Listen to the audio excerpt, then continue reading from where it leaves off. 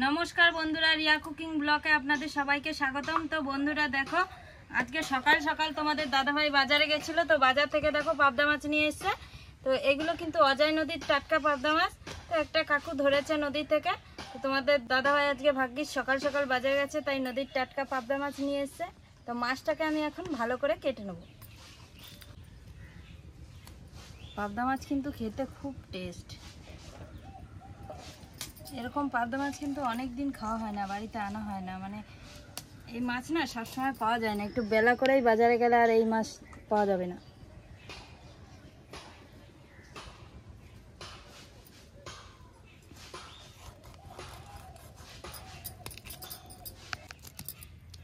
তো দেখো বন্ধুরা মাছটাতে এত সুন্দর তেল হয়েছে, আবার একটু ডিম হয়েছে। দেখো মাছটা খেতে কিন্তু আজকে দারুণ লাগবে। মাছটা ভালো করে কেটে নিয়েছি। এই মাছ কাটা কিন্তু খুব সহজ।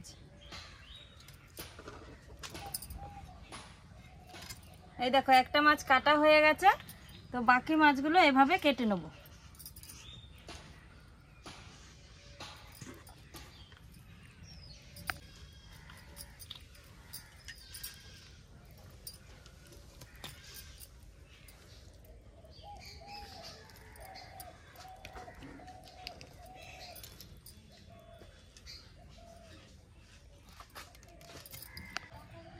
মাছগুলো সব কাটা হয়ে গেছে, আমি এখন মাছগুলো ধুয়ে নিয়ে আসবো।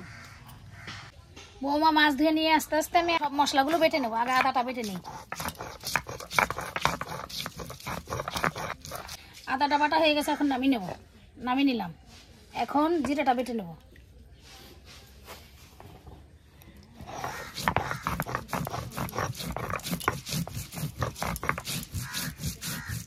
জিরাটা বাটা হয়ে গেছে, নামিয়ে নেব। এখন নামিয়ে নিলাম।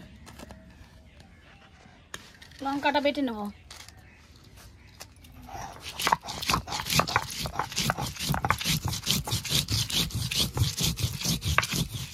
মাছগুলো ধুয়ে নিয়ে চলে এসেছি, এবার উনুনটা ধরিয়ে নেব।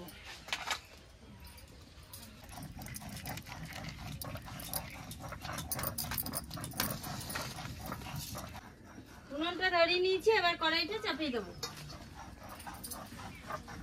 কড়াইটা চাপিয়ে দিয়েছি, এখন কড়াইটা একটু গরম হতে থাকবে। মাছগুলোকে বড় একটা জায়গায় ঢেলে নেব।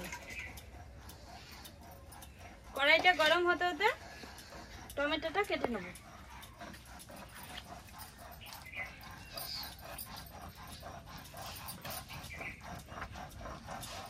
তো বন্ধুরা আজকের পাবদা মাছটা কিভাবে কি রান্না করি আপনারা সবাই দেখতে থাকুন।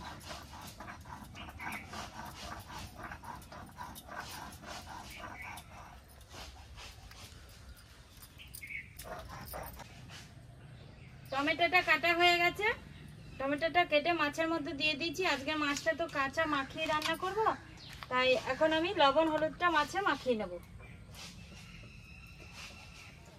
লবণ দিয়ে দিয়েছি, আমার লঙ্কাটা বাটা হয়ে গেছে, এখন নামিয়ে নেব। দিয়ে দিয়েছি, এবার ভালো নামিয়ে করে নিলাম। মাছটাকে মাখিয়ে নেব। লবণ হলুদ দিয়ে মাছটা মাখানো হয়ে গেছে, যে বাটা মশলা দিয়ে এবার মাখিয়ে নেব। এখানে আছে শুকনো লঙ্কা বাটা, জিরে বাটা, আদা বাটা।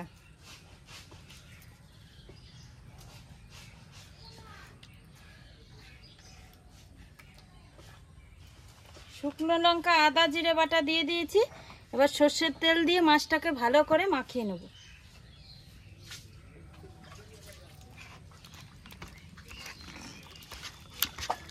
মাছটা ভালো করে মশলা দিয়ে মাখানো হয়ে গেছে, ওইদিকে কড়াইটাও গরম হয়ে গেছে। এবার মাছ রান্না করার জন্য কড়াইতে সর্ষের তেল দিয়ে দেব।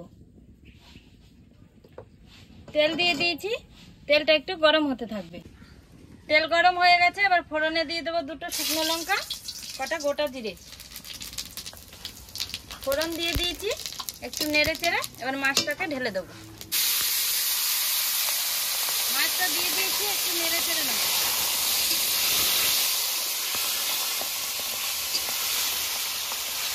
মাছটা একটু নেড়ে চেড়ে নিয়েছি, এবার জল দিয়ে দেবো।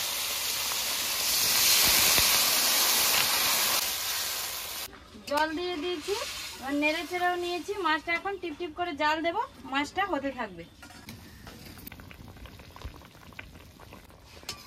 মাছের তরকারিটা প্রায় হয়ে গেছে, এবার গরম মশলার গুঁড়িটা দিয়ে দেবো। গরম মশলার গুঁড়িটা দিয়ে দিয়েছি। গরম মশলার গুঁড়িটা দিয়ে একটু জাল দিয়ে নেব, তাহলেই মাছটা হয়ে যাবে।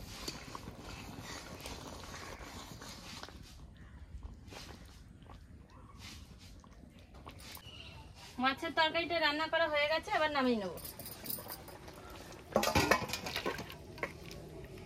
তরকারিটা নামিয়ে নিয়েছি।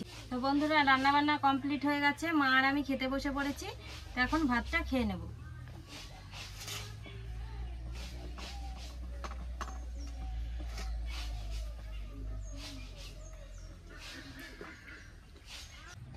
মা,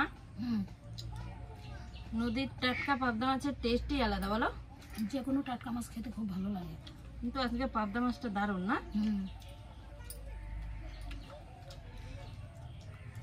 এসব মাছ কিন্তু ডেলি খেলেও ক্ষতি নাই। না,